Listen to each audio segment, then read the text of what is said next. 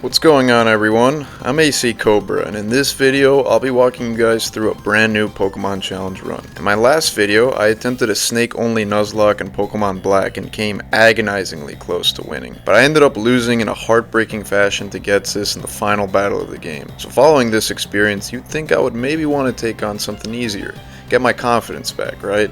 Wrong. I ended up deciding on a much harder challenge. A Metronome only randomizer Nuzlocke in Pokemon Black 2. I call it the Random Lock. It was a very hard challenge and I think you guys are really going to enjoy my journey in trying to defeat it. But I can't take all the credit for this idea. In the comment section of my last video, I want to give a big shout out to Danny Morrison Geraldo. I hope I didn't butcher that. But anyways, they suggested a metronome only challenge and I thought to myself, hell yeah, that would be a fun idea. So here we are. But before we get started on the actual gameplay, let's just read off the rules. Rule 1. The only move Pokemon are allowed to use in battle is metronome. The only exception for this is weakening wild encounters, so for this reason, I've modified the game so Metronome never runs out of power points. I also modified it to include Metronome as a TM with full compatibility that I can teach to any Pokemon right from the jump. Rule 2, aside from my starter, I can only catch the first Pokemon encountered in each new area, as is standard with Nuzlockes, and each encounter is going to be randomized just to make this a bit more interesting, including the starter. Rule 3, I get as many healing items as my opponent does in battle, no more, no less. Rule 4. Every Pokemon that faints in battle is considered dead and will be boxed, no exceptions. Rule 5. Rare candies will be used instead of grinding because I actually have a life, contrary to what my friends might think. Rule 6. Pokemon are not allowed to be leveled up past the level of the next key trainer's ace Pokemon. Key trainers include gym leaders, Elite Four members, and Team Plasma bosses. So now that we've gone through the boring stuff, let's jump into what everyone came here to see. Can I beat a Pokemon Black 2 random Nuzlocke and only use Metronome? Let's find out. Grab a snack, get comfortable, and strap yourself in for a fun ride. We start off the game with Professor Juniper giving us her usual speech and just introducing us to the world of Pokemon.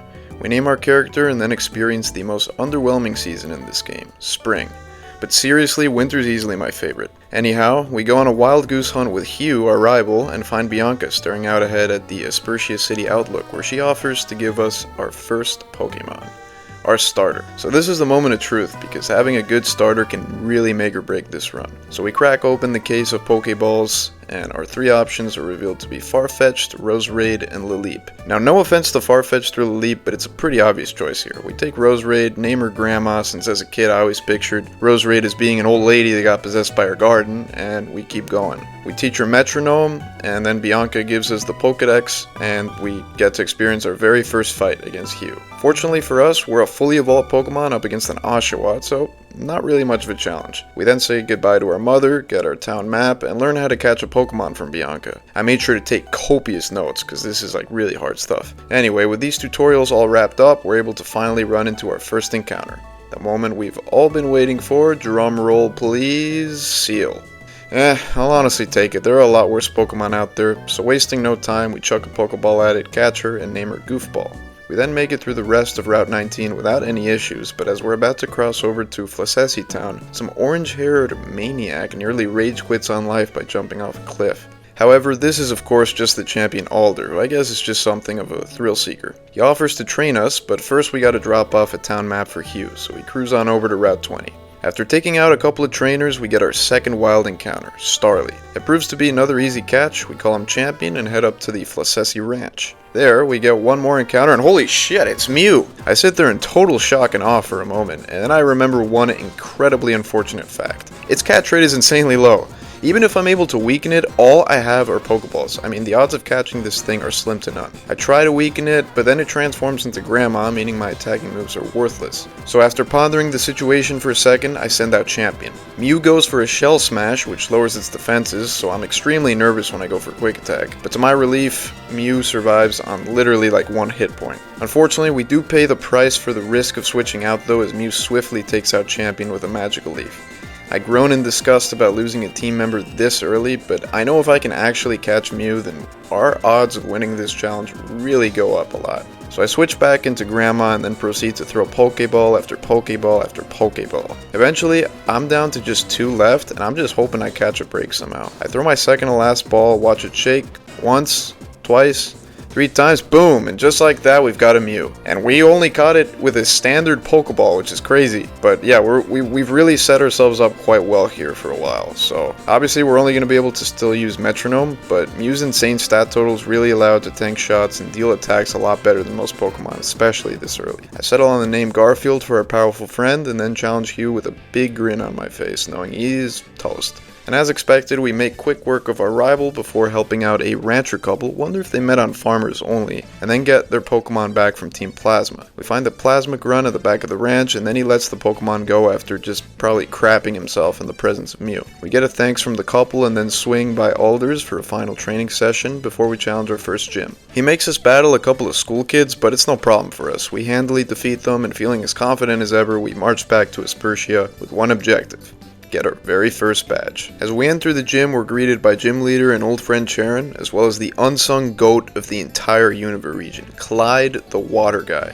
I mean, bro gives you fresh water for free every time that you walk into a gym. The guy's a legend. My veneration for Clyde aside though, we take out the gym trainers with ease. Garfield is an absolute machine for us right now, and I think it would take some pretty bad luck to come out on the losing end against Charon. That said, these runs are obviously unpredictable, and especially in this case, so we'll see. We step up to challenge Charon, and he sends out his Patrat to lead things off. Garfield clearly isn't messing around though, as he lands on Superpower for his very first attack and sends Patrat to the cemetery. However, it does lower our physical attack and defense, worrying me slightly. Regardless, Charon's ace Lillipup comes out next, and we use Conversion as our first move. I don't hate this because it eliminates Garfield's weaknesses to Lillipup's bite. Meanwhile, Charon just tries to set up with Work Up, so we go for another attack and then get pretty fortunate when we land on the special base Dark Pulse. We land the crit to take out the Lillipup in one shot and claim our first badge. Gotta say, that honestly went better than I could have ever expected. With the badge secured, we're able to mosey on over past the east side of Route 20 into the next city, Verbank. Once there, we witness the gym leader, Roxy, having a fallout with her dad over his acting career. I guess girls with daddy issues are even found in Pokemon games, huh? Though now that I think about it, the main character's dad went to go get the milk in every game other than Gen 3, so there's also that. Anyway, we go straight to the Verbank complex for encounter number 4, Politoed. However, I get kinda lazy and make a boneheaded decision to spam Metronome with Goofball rather than whittle it down with our other moves, so we end up knocking it out with a Sky Uppercut.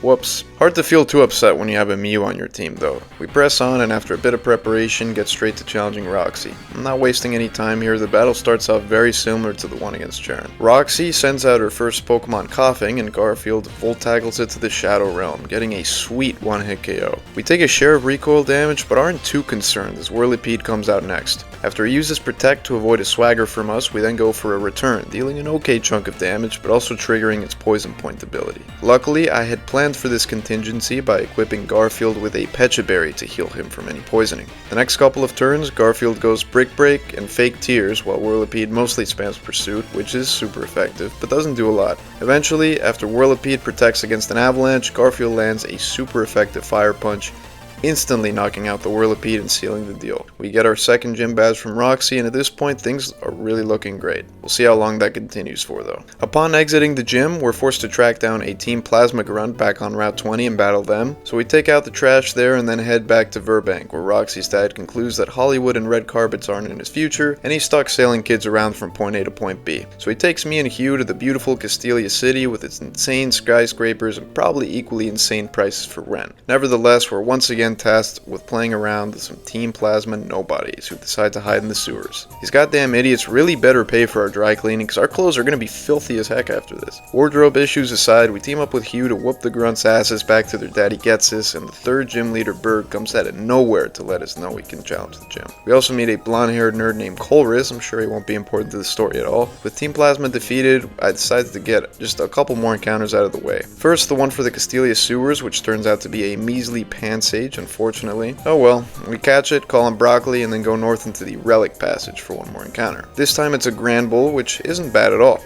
However, I ended up butchering this one. I tried to weaken it with Grandma, hoping to get it into the red, but we end up knocking it out with a Mega Drain. Tough luck, but hey, it is what it is, man. No mulligans here. The good news is we bounce back quickly since we have one final encounter at the Castelia City Park and we run into Vanilluxe, very solid ice-type Pokemon. We nab him with a Great Ball, give him the name Ben and Jerry since it's ice cream and it's got 2 heads. Yeah, I know, I'm really clever. Anyway, after raising our team levels a little bit, I decided we're ready to take on Berg. Much to my despair though, we run into a setback during one of the trainer fights. This random Swadloon ended up knocking out Goofball with a crit, so that's one less team member. Rip Goofball, man. We mercilessly knock out that Swadloon with Ben and Jerry afterwards, but the hurt remains. We channel this pain into our battle with Berg as I send out Ben and Jerry, and on the very first Metronome we land a quad-effective flame charge that sends Berg Swadloon straight to hell. We then switch into Grandma for his Dwebble and begin a pretty uneventful back and forth of us hitting weak attacks with Metronome and him just kind of trying to boost his speed with Rock Polish. We do end up paralyzing Dwebble midway through that with a Thunder Wave though, and eventually take it out with a strong Shadow Force.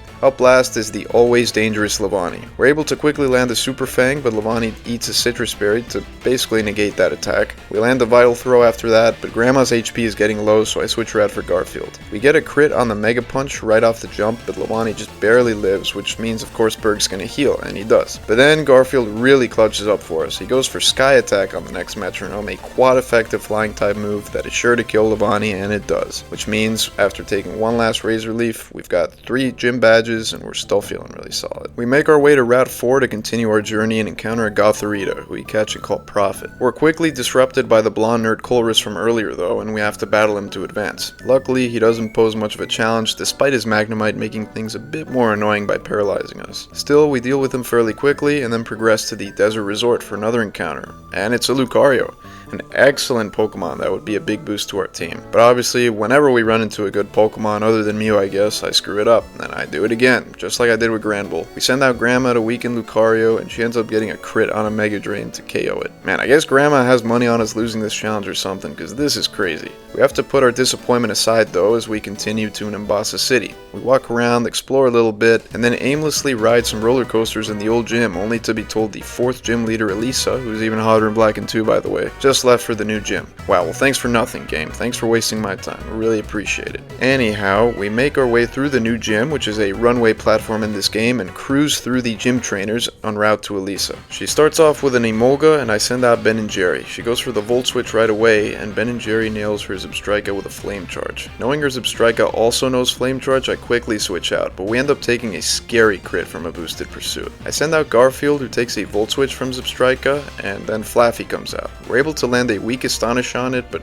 take a crit Volt Switch, because of course. Things aren't going our way so far, but we just keep fighting. Zebstrika comes back out and puts Garfield in the red with a Pursuit, but we finally get some luck on our side, as Garfield uses Earth Power and gets the Oko on Elisa's most dangerous Pokemon. Then, we heal up Garfield, we're able to take down Flaffy with a Bone Rush, and this only leaves a Emolga left. We trade a couple of blows with the Flying Squirrel, but ultimately make it faint with a combo of Round and Magical Leaf, and get our 4th gym badge and the victory.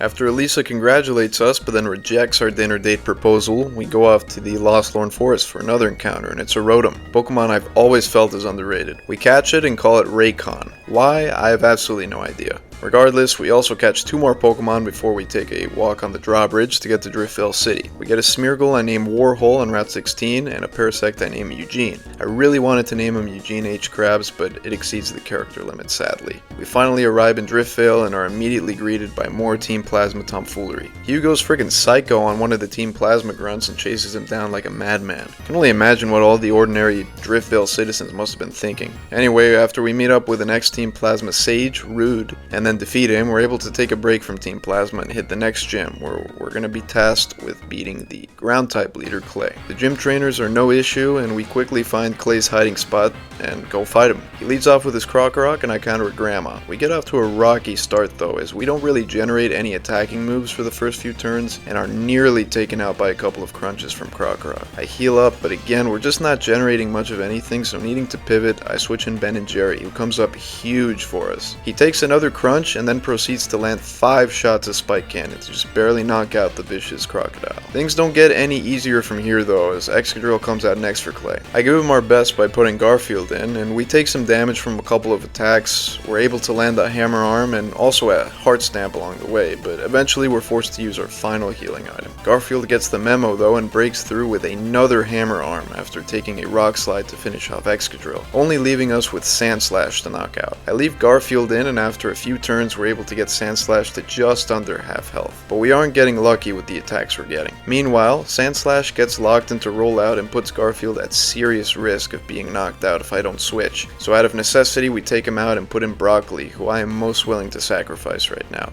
No offense, buddy. We're able to shoulder another rollout and then even get lucky as Broccoli fires off a water gun, but Sand Slash survives it pretty comfortably. For a second I think maybe we can get out of here with no deaths, so I switch in Raycon, but he doesn't end up getting a single offensive attack to use, and so I have to end up switching out again after Sand Slash gets locked into rollout. This time we do end up paying the price as I swap in Broccoli and he quickly bites the dust as Sand Slash nails a powerful rollout. Sorry Broccoli. It really is true that when it rains it pours though, as he's not the only one who meets their fate, as you'll see. I switch in Prophet and he's immediately killed by a rollout, so that's great. It does sting a bit less though because rollout had achieved max strength at this point, so the odds were slim that Prophet was going to survive. Doesn't make it suck any less. Anyhow, I put Raycon back in there, just hoping to finally finish the battle, but no such luck. Raycon is again somehow unable to generate a single attacking move, which is likely all we needed to capture the W here, and eventually falls to yet another rollout. I mean, this is just brutal. And at this point, I'm really starting to get worried. We have no healing items left and nobody is at full health. I send out Ben and Jerry just hoping we can outspeed and land the finishing blow, but for the umpteenth time that just does not happen. Sand Slash goes for rollout, and well, you know the story by now. Ben and Jerry meets his maker, and all we're left with is Garfield and Grandma, both of whom are very crippled. I threw Garfield in there, just crossed my fingers, hope for a miracle. We need to generate an attacking move right now with Metronome, or this run's basically over. I hold my breath as Garfield first uses Recover and then tanks a big rollout. No safety net now though, it's do or die time, but as we've seen time and time again, Garfield was just made for these moments. He pulls out a Glaciate and finally lays the smackdown on that Sand Hedgehog. So after an absolute bloodbath, we finally earn our 5th badge, but with most of our team gone, I mean, we've got a massive chip on our shoulder now and a serious uphill battle going forward. We regroup after our rough bout with Clay and then get our next encounter on Route 6. The Pokemon gods deliver by giving us the legendary Fione, who we catch surprisingly easily and name it Dasani. Hopefully she can give us a bit of a jolt because we desperately are in need of one. We head south of Driftveli after this since the game forces you to participate in a mini tournament, but we get through it pretty painlessly. But after that, we're forced to deal with some more Team Plasma shenanigans. Luckily, it doesn't end up being much of a problem, and we get through it just fine. So now I'm gonna rattle off some encounters here rapid fire. So in Miss Rollin Cave on Route 6, we run into an Excelgor, who I catch and call McQueen. Then in Chargestone Cave, Lady Luck smiles our way again as we encounter an Articuno. It takes a second to capture it, but after some effort and also nearly losing the Eugene, we're able to snag it and call it Alaska. We have half a legendary team now, which is honestly pretty miraculous given how Clay nearly ended our run not too long ago. We make it to Miss Ralden City where we meet Professor Juniper and Skyla for the first time, and they leave us to our own devices after introducing themselves. So we go to Route 7 and capture an Eevee I call Luna with the plan of evolving her into an Umbreon. The final encounter to discuss is Regice, another legendary Pokemon, which we encounter in the Celestial Tower. It also takes a considerable amount of effort, but we eventually catch it and I call him Frozone. With a completely rebuilt team consisting of 2/3 legendaries, we confidently stroll into the Miss Ralden gym, expecting a pretty easy time. We start off with Garfield against Skyla's Swoobat. Both Pokemon exchange a few blows, but we come out on top as Garfield lands a super effective Ice Punch to take down Swoobat. We do lose around half health though, so I send out Frozone to take on the second Pokemon, Swanna. We end up getting into a boring war of attrition with Swanna as Frozone went probably like 10 turns without getting a single attacking move, or just getting really weak attacking moves, so we're also forced to use up a healing item along the way. That said, we finally finish up Swanna with an Arrow Blast after a while, and then get to move on to our last Pokemon, Skarmory. We send out Dasani and it's a remarkably similar story. Dasani goes forever without getting a strong attacking move, but Skarmory just isn't damaging us much with its attacks. We eventually have to use our final healing item, and a couple turns later, some fear does set in as Skarmory just barely misses the KO on Dasani with a crit Air Cutter. But Dasani then follows up with Flare Blitz. It does the job and seals the win for us, but it's bittersweet because it's a recoil move that inflicts damage to the user, so Sonny does end up taking herself out, much to our dismay. But hey, look, at least she went out in total blaze of glory, which I guess is ironic for a water type, but look, a badge is a badge, so her sacrifice was not for nothing. We collect the 6th gym badge, and then our reward is a private flight to Lentamos Town. Once there, we waste no time and get a few encounters out of the way. Outside Reversal Mountain, which I count as a separate area from inside Reversal Mountain, I catch an Embor that I call Redbeard, and then at the Strange House we catch a Murkrow that I nickname Ozzy. We make our way inside Reversal Mountain after this, and we run into a Heatmore after helping Bianca with her research. We capture it and call it Hunger. After Reversal Mountain, we make our way to Undella Town and immediately visit Route 14 for the next encounter, which is a Slackoth. I name him Bozo. Then, as fate would have it, we catch a Manaphy in Undella Bay, and I call her Saratoga, just to honor the late Dasani. After that, we have what feels like our only rival battle with Hugh in this entire game outside the Pokemon Center. His team is a lot stronger than it was back in the Flacessi Ranch though, so we'll see how this goes. He leads with Unpheasant. I send out our newly evolved Umbreon Luna, who does exactly what I hoped for. Tank shots extremely well and just chips away at Unpheasant little by little before finally knocking it out with Uproar. Samurott is next, and he gives Saratoga a pretty hard time. We're able to take Samurott down to the red after quite a few turns, but we're at pretty low health ourselves and had to heal once already, so I just decide to switch out. Don't want to take any risks. Garfield comes in and takes out the Samurott with a Rock Slide, so that works out well. Simisage comes out for Hugh last, but boy does this thing ever give us some issues. It starts by doing a lot with Seed Bomb against Garfield, forcing me to switch him out and bring in Grandma. She hangs in there and lands a few attacks, but fails to find that knockout shot and takes quite a bit of damage herself from the Simisage over time. I finally bring in my trusty Luna, who only needs to take one more third of Simisage's health to win us the battle. However, she goes on a total dry spell and is just unable to find a single useful move for a while. Eventually, we get Pursuit, which leaves Simisage with a sliver, but it's not quite enough, and failing to get the KO there would rear its ugly head as a couple turns later, Simisage would take Luna to the grave with a crit Seed Bomb. The only saving grace is we were able to land the Poison Gas before that, so Simisage also falls immediately afterwards due to the poisoning.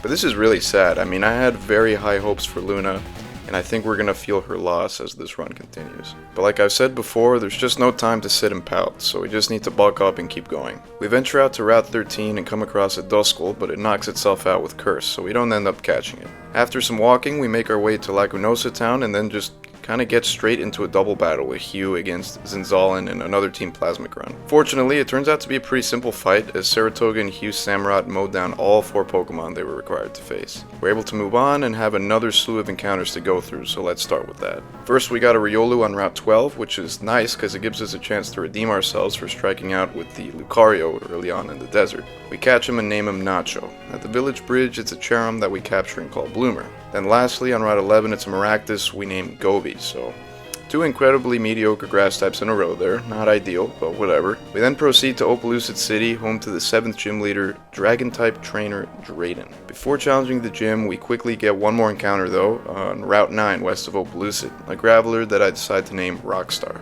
With all our encounters out of the way, we're ready to take on Gym 7.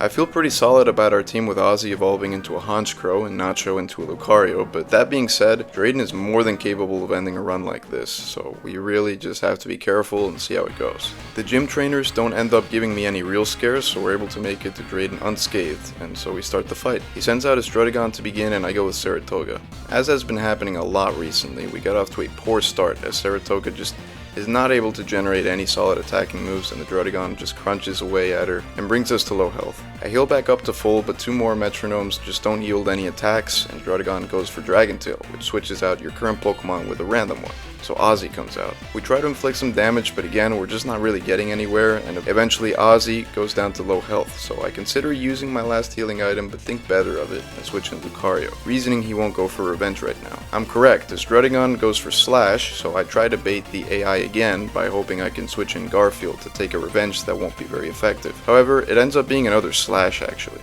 So we end up using Ominous Wind, take one more Slash, and then finally break through as Garfield uses Roar of Time to destroy destroy Drayden's Strudigon and bring in his Flygon. I immediately pivot to Nacho, knowing it will likely go for a resisted crunch, and that's precisely what happens. Then I deliberate my next move, but settle on putting Ozzy in at low health, just kinda hoping that Flygon will use Earth Power, a move that Ozzy is immune to. Again, we end up predicting Drayden's play before it happens, allowing us to heal up with our final healing item. However, Lady Luck takes a fat dump on us this time as Ozzy gets crit by a Rock Slide and it knocks him out, so there goes that strategy. I bring in Saratoga, but she isn't able to take Flygon down. She does enough to whittle him down to about a third of his health, but Flygon takes her to almost zero, so I'm kind of forced to make a switch. I bring in Grandma, who takes a couple of Earth Powers before going for a Giga Impact, which surely would have knocked Flygon out, but of course, she misses. Flygon counters with a Dragon Tail a turn later after we don't get an attacking move again, and swiftly ends Grandma's life. Our OG, who has been there since the beginning, dead. You really hate to see it, but we press on.